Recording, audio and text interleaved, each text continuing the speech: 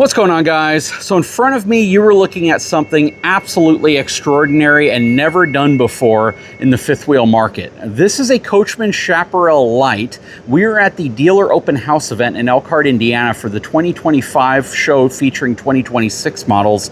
And this right here is profoundly different than any fifth wheel you have likely ever seen. Let's take a closer look at this thing. Hang tight, I'll be right back.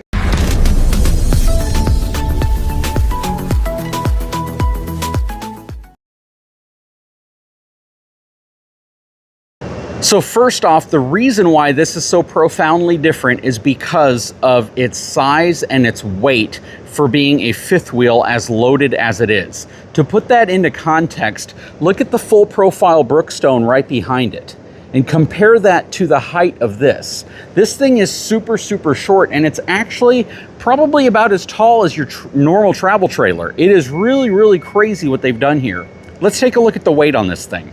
So this is going to have a gross vehicle weight rating of 8,500 pounds, a dry weight of 7,181 pounds, and a cargo capacity of 1,260 pounds. Now, when we talk about something that could potentially be half-ton towable with the right half-ton truck, you're probably, if I'm guessing, looking at around 1,000 pounds maybe of tongue weight that would transfer to the back of a tow vehicle. That is pretty dang within some realms of half-ton towability. So this is going to be an option for a lot of folks. Now, of course, you do have to add the weight of your hitch and whatever you're putting in the bed of your vehicle, but if you're using something like the lightweight Anderson hitch, something like that, you're not going to add a tremendous amount of weight to the back of a truck. So if you have the right half-ton truck, you could possibly tow this fifth wheel with that truck. Of course, you still want to keep an eye on all of your capacities, but this is groundbreakingly different. And this is a conversation that I had with you all a long time ago, actually about a year ago, where I talked about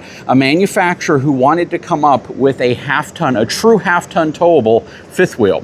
This thing is really cool. Now, what's nice is they did not skimp in areas that you would have expected. Look underneath it. It still has the Lippert Equiflex suspension, heavy-duty shackle straps, greasable wet bolts. This is stuff that you traditionally don't see on a lightweight unit, plus the reinforced frame as well as the reinforced hangers.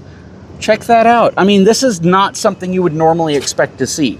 The tires are the Tamarack ST radial tires. Not a terrible tire, but a tire that you might want to upgrade relatively soon.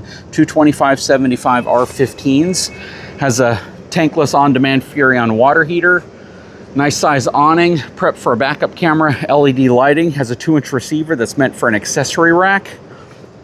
As we come around this way, it uses the new Lippert. These are the thin rack slide out technology on here, or slim rack slide out technology. Rack and pinion slide over there. Looks like they're going to give you some storage right here. This is probably under bed storage. You got storage here. You have your water connection panel right there, plus access to it over here. 50 amp service on this unit. Sewer connections down low. It even has power stabilizers below. This thing is remarkable. This is really cool, and to be honest with you, I didn't think when they told me they were going to do this that they'd actually be able to do it. Let's look at the inside. So this is the Coachmen Lite 218 SE. I got my eTrailer friends inside of here. What's going on, gentlemen? What's going on? So what do you guys think now that you've had a chance to kind of walk around here a little bit? It's unique. I like what they've done with the front cabin space. Changed it up a little bit with the design and putting both bunks up there. It makes it feel a little bit more roomy and gives a lot more space to the master in the back. The bathroom, you need to check that out. There's actually a lot of space in the bathroom as well. Yeah, let me give them a quick tour of what's going on in here. So right when you enter, you have this space to your right. Nice drawers in here, all ball bearing. You have a thermofoil countertop right here, which I don't mind in this area. This isn't an area where things are going to get wet.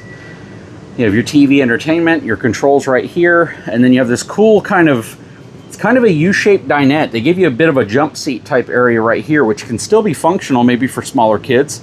Don't hit your head on the JBL soundbar. You got your TV right here. Plus, again, you have this really cool dinette area. I think they could have gone to a bigger window right here. That would have been really nice to have like a huge window right there. On this side, you have theater seating. You have some nice sized windows right around here. Love the blackout shades here as well.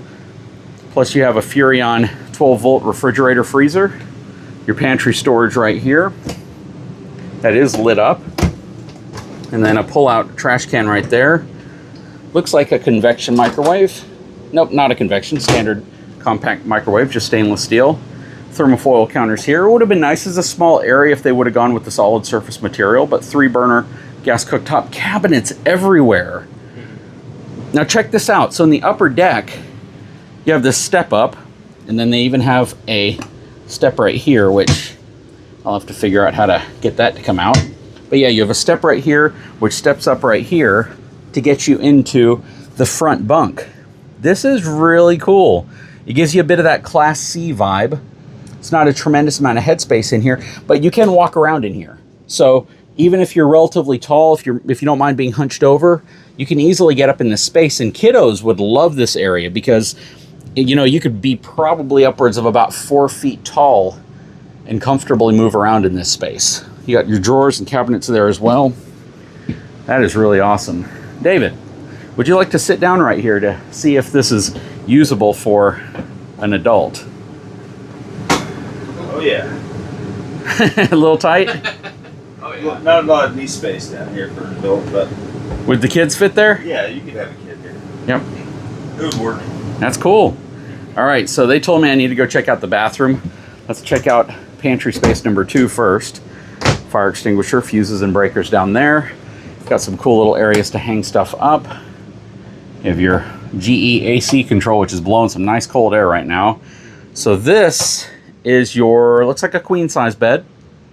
Probably some storage underneath it. They trimmed it off too, even though there's really not any storage underneath here. It's more of a platform, but they do let you lift it up, which might actually be needed to get the slide in. So that's the purpose here. So you'd flip this up, the slide would then come in, and that's the reason why it lifts up.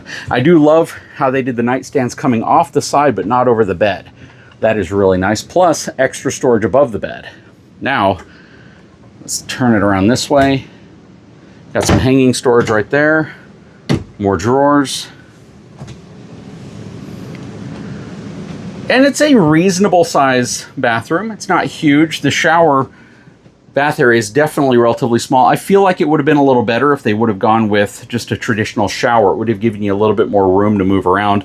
But this seems like it's pretty functional. The thing here to think about is that a lot of folks that might get this RV might get it because they have really small kids. And that's actually not a bad bathing area for really small kids if you have babies and things like that. My wife found that out with our very first RV. Having a tub like that actually worked out really well for the kiddos. Nice little countertop going around. You have a cornered medicine cabinet. Man, these AC vents blow out a lot of air too. Pretty dang impressed. Porcelain foot flush toilet.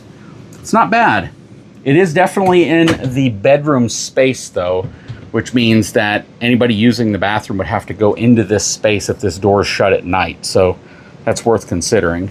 But with the limited amount of room that you have in here, it's definitely something that kind of makes up for it with everything else they give you. Now, it does appear, because this is a slide out and that's a slide out, that with all the slides in, you would still be able to access the bedroom. Well, not really the bedroom, but the bathroom and part of the kitchen. This slide would probably come into about here. So you could probably access the refrigerator, these drawers, maybe this area right here in the bathroom, but you certainly would not have access to the front bunk area or the back bunk area right here. But really cool. Thumbs up, guys. What do you think? I like it. Yeah, I do too. It's a really cool space for a smaller RV. I like the way that they made the space for kids and Yeah, for sure. to play and be entertained. So yeah, I thought they did a really good job with the design on this. I agree. I agree.